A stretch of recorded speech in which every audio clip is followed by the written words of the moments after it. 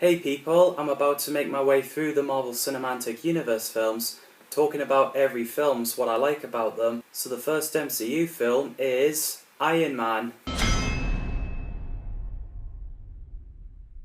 So in April 1990, there were plans for Iron Man film. There was going to be a low-budget Universal Studios Iron Man film with an origin story, and MODOK would be the main villain. The movie would be directed by Stuart Gordon and written by Jeff Vinter and Stan Lee. 20th Century bought the rights on February 1996. Nicolas Cage and Tom Cruise was interested in playing the role. Cruise wanted to produce it. President of production at Fox, Tom Rothman, gets credited for screenplay when he understands the character. Jeffrey Kane was hired to rewrite the script, so did Quentin Tarantino, who was going to replace Stuart Gordon as the director, but then the rights got sold to New Line Cinema. Because the script was strong and there's too many Marvel films planned, they had to put the film on hold, so in July 2000 there was plans for a New Line Iron Man film written by Ted Elliott, Terry Rossio and Tim McCanless, who came up with an idea of Nick Fury's cameo, which is cool. There was talks of Joss Whedon to direct the film. David Hayter, David S. Goyer and Mark Protasevich wrote the scripts, then Jeff Vinter and Alfred Goh and Miles Miller reworked the script. They included the Mandarin and Pepper Potts, but then the Mandarin got removed and used Howard Stark as the War Machine to be the villain. David Hayter said, "You want to try to mirror your hero with your villain as much as possible," for his reasoning behind making Howard the villain, which is an interesting idea. Bethany Cape would have been the love interest over Pepper. Nick Cavasides would have directed the film, but it got cancelled and the rights of Iron Man got brought back to Marvel. So Marvel Studios worked the film by scratch, and Iron Man is the top priority, as he hasn't made it to live-action film at the time. Jeremy Latcham, associate producer, says they went after about 30 writers and they all passed. They were uninterested in the project due to both relative obscurity of the character and the fact it was solely a Marvel production. Apparently in early scripts of Spider-Man 2, it said that Stark created Starhawk's mechanical arms in order to build the general public's awareness of Iron Man and elevate him to the same level of popularity as Spider-Man or Hulk. Marvel conducted focus groups trying to find a way to remove the general perception that the character is a robot. Tim Miller and Blur Studio produced the shorts of Iron Man advertorials.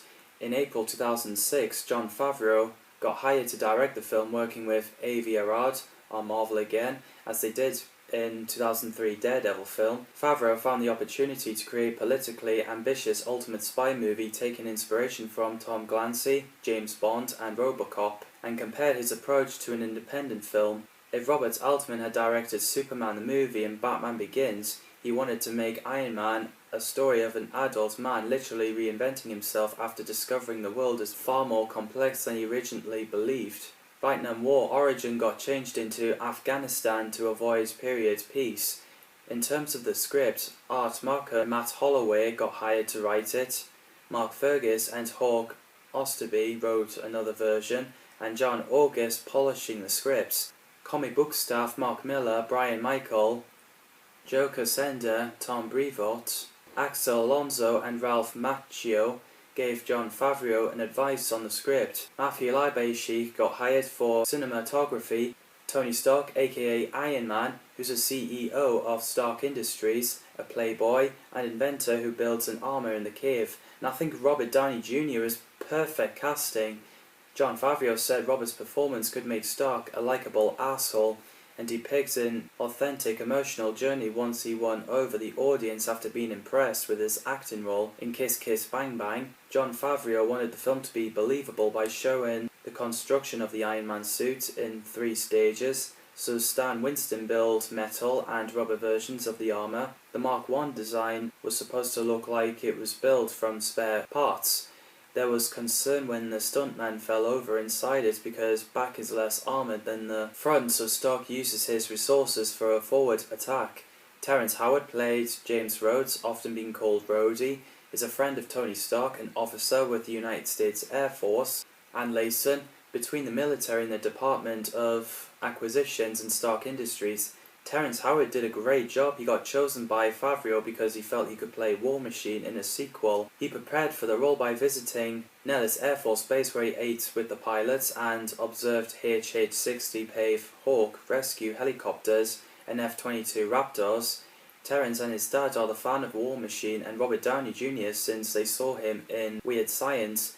In the following films, Terrence got replaced by Don Cheadle, which I think he's great as well. It's a shame that we don't get to see Terrence in armour. Obadiah Stane, aka Ironmonger, is played by Jeff Bridges, who's Stark's mentor and a friend, but he becomes a villain to take over the company, and I think he did a great job as well. Jeff read the comics as a kid and liked Favreau's modern realistic approach, so Jeff shaved his head and grew a beard and researched the book of Obadiah and was surprised to learn retribution is a major theme in that book of the Bible. Apparently a lot of his scenes were cut because they wanted to focus on Stark. However, the writers felt Bridges' performance allowed the application of less is more when editing the film.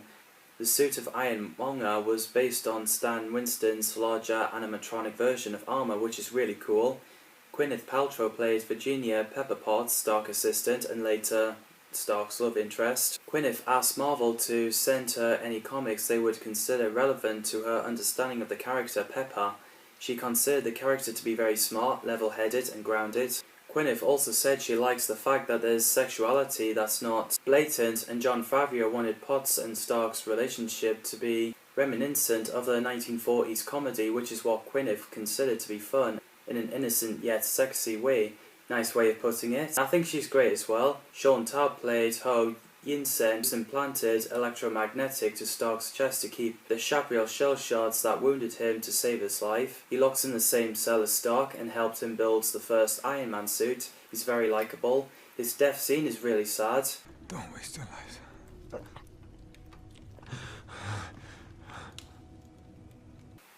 Farhan Tahir played Razor, the leader of the Ten Rings, which is a criminal organisation founded by Xu Wenwu. And I think he's great playing a villain. Paul Bettany voiced Jarvis, that stands for just a rather very intelligent system. I like that. It's an artificial intelligence created by Stark and controls the Iron Man suits. I thought Jarvis is pretty cool. He's based on two characters. One is a butler, Edwin Jarvis, but Favreau changed it to avoid similarities to Alfred Pennyworth, Batman's butler, and the other is heuristically operative matrix emulation rostrum, Homer for short, and we know why that got changed. Leslie Bibb played Christine Everhart, Vanity Fair reporter. The director of film, Jon Favreau, plays Harold Happy Hogan, Stark's bodyguard who employed to drive him. And I think they're both great. Favreau seems pretty happy, if you get that joke. Clark Gregg played Agent Phil Coulson, who's an agent of S.H.I.E.L.D., who becomes the main character in the Agents of S.H.I.E.L.D. series. He's fantastic. Samuel L. Jackson plays Nick Fury, director of S.H.I.E.L.D. He's amazing. Samuel is a fantastic actor. Him as Nick Fury is spot on. The character Nick Fury was created in Sergeant Fury and his Howling Commandos comic book as a cigar-chomping leader. There was Fox television movie, Nick Fury, Agent of S.H.I.E.L.D., with David Hasselhoff playing him, which I think he did a great job as well. It was made to create a TV series, which sadly didn't happen. There was a time where George Clooney was considered for the role, but he turned it down because the character was too violent, which is fair enough. The Ultimate version of Nick Fury got created and made a debut in Ultimate Marvel Team Up, and he looks pretty badass. Fury was to appear in Fantastic Four: Rise of the Silver Surfer, but he got replaced by General Hager, played by Andre Braugher, due to rights. So Jackson got offered the role. He signed a 9-movie contract to play Fury in the MCU films. Captain Marvel was his last film contract, but he continued playing here, which is great. So there's great opening with the army tanks driving through desert with AC/DC's Back in Black. And I think AC/DC's songs is great fitting for Iron Man. We have a nice selfie with Stark and the soldier. The sound of soldiers firing is nicely done.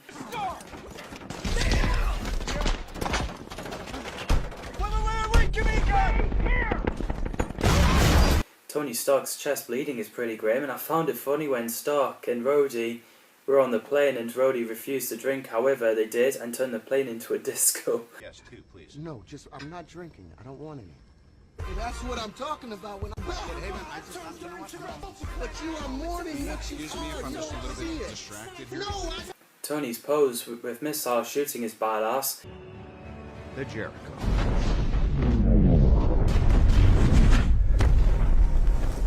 Banging on the metal with the hammer is quite a tune.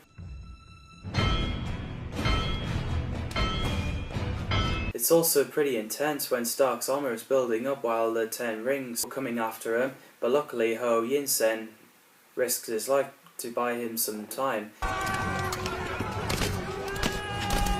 The bit where Pepper reached into Stark's chest is gruesome.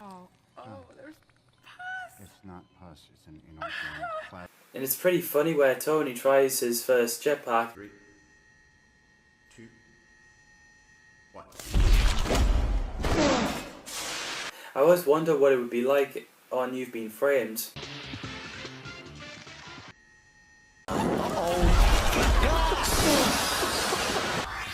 This is the sort of thing that... And we gotta love this theme.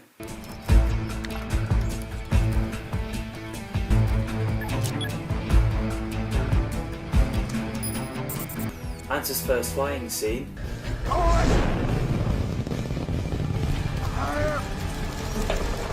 And where he gets armoured up. So iconic.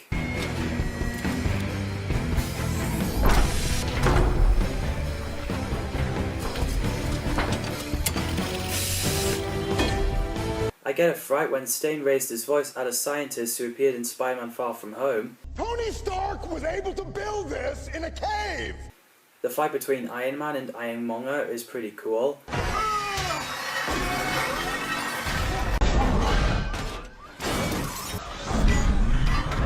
And nothing's gonna stand in my way. There's great effects and direction. We do have an iconic line at the end. I am Iron Man. Nick Fury's appearance at the after credits scene sets up the Avengers team, which is so cool. Who the hell are you? Nick Fury, director of S.H.I.E.L.D. Oh. I'm here to talk to you about the Avenger Initiative. And I think the first Iron Man film is awesome, a brilliant start of the MCU. Robert Downey Jr. has great chemistry with his co-stars. Next film to talk about is The Incredible Hulk.